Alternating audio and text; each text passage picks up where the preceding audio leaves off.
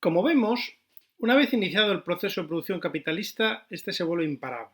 Es entonces cuando Marx nos habla de la conversión de la plusvalía en capital. ¿Cuándo sucede esto?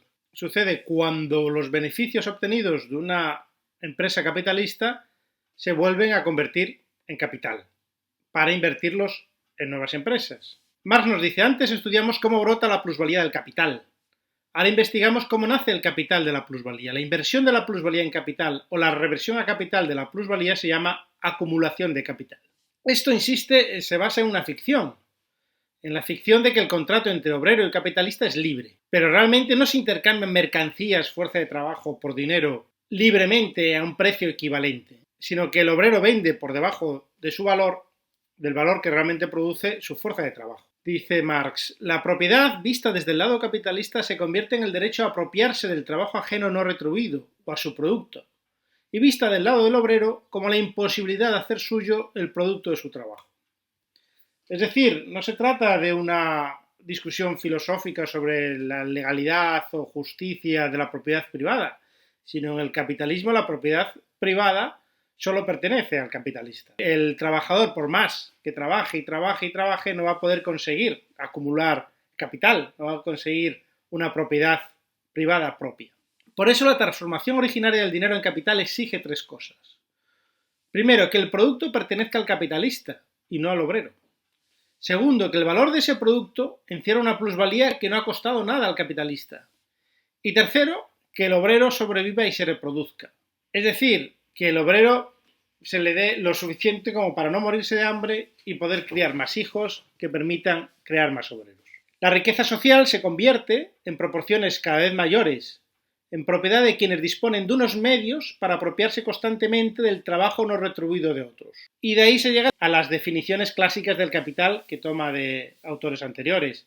La riqueza acumulada e invertida nuevamente en producción de plusvalía es el capital, y el capitalista es el poseedor del producto excedente.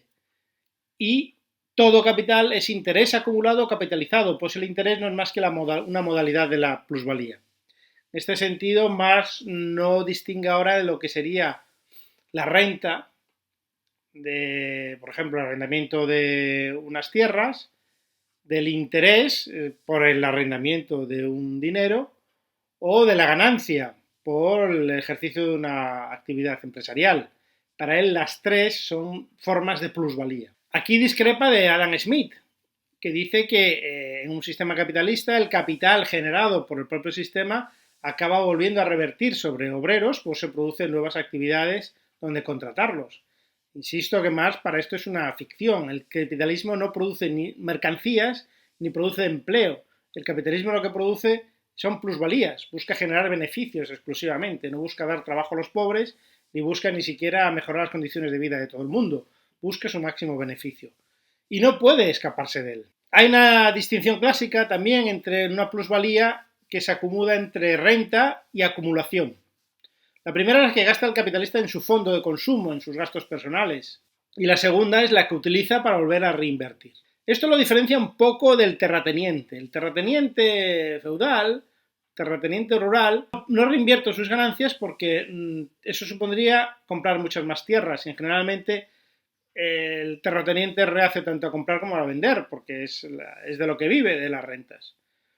Una vez que, digamos, las formas de expropiación violenta típicas del sistema feudal acaban, cuando todo el territorio de un país ya se ha conquistado, por ejemplo, en el caso de España, cuando se finalizó la reconquista, a las tierras de los musulmanes, de los que se expropió, obviamente, los señores feudales ya se habían repartido el territorio y ya no podían pelear entre ellos. Legalmente no estaba ya bien visto una vez que se instaló, digamos, una monarquía absoluta. La única forma que tenían de aumentar sus ingresos era mediante el matrimonio. Por eso el feudalismo es un sistema estanco que apenas crece.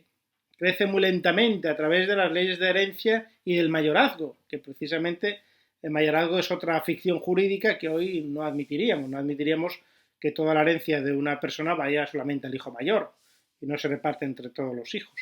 Como vemos, cualquier sistema de producción crea sus propias ficciones jurídicas que se quieren ver como naturales. En el capitalista esto no sucede. El capitalista, las ganancias que obtienen de su empresa, convertidas en capital y no en tierra, las puede reinvertir en nuevas empresas que producen nuevas plusvalías. Pero esto, claro, obliga también al capitalista a dos cosas. Obliga primero a intentar gastar lo menos posible en su propio consumo. Los primeros capitalistas eran gente más bien ahorradora y con tendencia a la inversión, precisamente para no quedarse atrás en la competencia entre los otros capitalistas, obliga a una continua inversión, ¿no? Dice que el desarrollo de la producción capitalista convierte en ley de necesidad el incremento constante del capital invertido en una empresa industrial, y la concurrencia impone a todo capitalista individual leyes coactivas que le obligan a expandir constantemente su capital para conservarlo.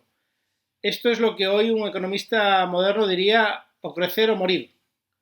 Las empresas o crecen o desaparecen. También se crea una moral de la abstinencia, una moral que se considera propia del luteranismo, de la ideología protestante, donde se pide que no se haga exhibición de riquezas. Esto refuerza la idea de gastar poco en sí mismo para seguir invirtiendo los beneficios en nuevas empresas. Pero claro, también surge esta otra condición humana de, bueno, si soy rico, ¿por qué no lo voy a gastar? Y hay esa tendencia al lujo y al consumo. El terrateniente feudal no tenía esta disyuntiva, porque todo lo que ingresaba se lo gastaba y vivía estupendamente, incluso a veces derrochaba todo su patrimonio y no le dejaba nada a sus herederos, que solía pasar también. Era otra moral, pero vemos una vez más que cada sociedad crea su propia moral, su propia ideología a través de las bases económicas que sostienen esa sociedad. Hoy en día hemos glorificado el trabajo, cuando hace 3 siglos el trabajo era una cosa mal vista y una condena divina por nuestros pecados. Dice concretamente Marx: existe la trágica disyuntiva de si había que gastarse en champán toda la ganancia arrancada a latigazos a los esclavos negros o invertir una parte en comprar más negros y más tierras. Es evidente también que cuanto más dinero se destina a salarios, menos rentas produce el capital. Por eso esta insistencia siempre en que los salarios sean los más cercanos a la subsistencia, que los trabajadores no prosperen. Incluso en ocasiones se buscaban fórmulas, como la que propone el conde de Rumford, para alimentar más baratamente a los obreros, porque cuanto más barato sean el alimento de los obreros, menos salarios se les podía pagar. Dice Marx que la adulteración de los alimentos propia de su época, hoy en día también, que vivimos en el mundo del sucedáneo, volvió obsoleta estas ideas, pero estaban en el discurso político. Incluso dice que a principios del siglo XIX y finales del XVIII, terratenientes y colonos ingleses impusieron a sus braceros el salario mínimo absoluto, abonándoles incluso menos que el mínimo en forma de jornales y el resto en concepto de socorro parroquial. Es decir, que como beneficencia, que beneficencia es lo contrario de la justicia social, las parroquias distribuían un pan de 8 libras y 11 onzas para mantener a todos los individuos de una familia. Y una vez cubiertos con esta subvención mínima, el terrateniente podía pagarles incluso menos de lo que debería haberles pagado en un mercado libre, entre comillas. Es decir, que el capitalista aumenta la plusvalía gracias a la elasticidad de la fuerza de trabajo. El resultado, y cita a John Stuart Mill, que es otro economista liberal, es que hoy en día el producto del trabajo se divide en razón inversa al trabajo. Es decir, quien menos trabaja, más gana. Y quien realmente trabaja, casi no llega ni a sobrevivir. En resumen, estamos ante un sistema, el capitalista, sobre todo el capitalismo liberal o no liberal, donde el propio capitalista no manda nada, se ve forzado por la situación. El capitalista dejado a sus propias leyes sin regular, está obligado a ganar más plusvalías que su competidor.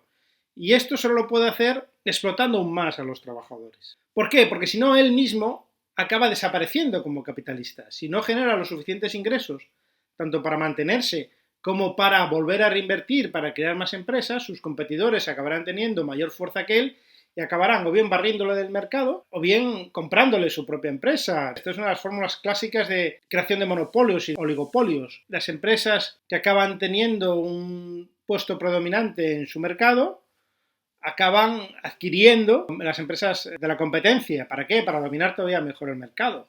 Esto sucede hoy en día constantemente.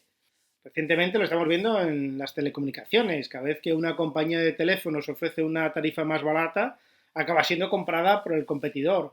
¿Para qué? Para que deje de ofrecer tarifas tan baratas. Es decir, el capitalismo de alguna manera es un sistema un poco perverso, incluso para el propio capitalista.